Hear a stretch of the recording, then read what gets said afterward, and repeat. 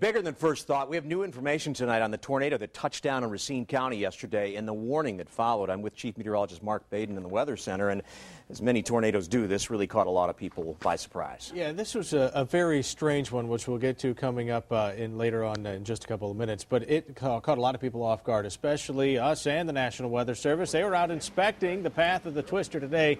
Based on the damage, you're going to upgrade this from an EF0 to an EF1 with winds of 95 to 100 miles per hour.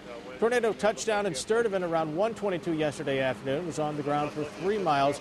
Uprooted trees, toppled power lines, overturned 2 semi-trailers.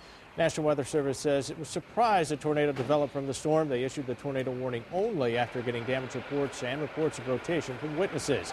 And the county followed suit, then triggering those sirens.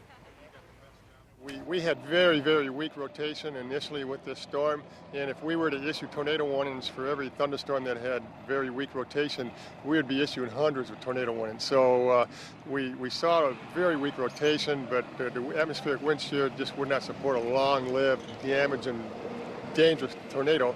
So therefore, we were kind of surprised that we would get a tornado out of this thunderstorm. Yeah, certainly atypical conditions yesterday afternoon. We had those clouds and rain showers around for much of the day. That tornado reminded me of the Father's Day Hartford tornado a couple of years ago. Came for a thunderstorm that normally would never produce a tornado. There's thankfully nothing like that in our forecast. Let you know how long the cooler weather lasts coming up on Weather Watch 12.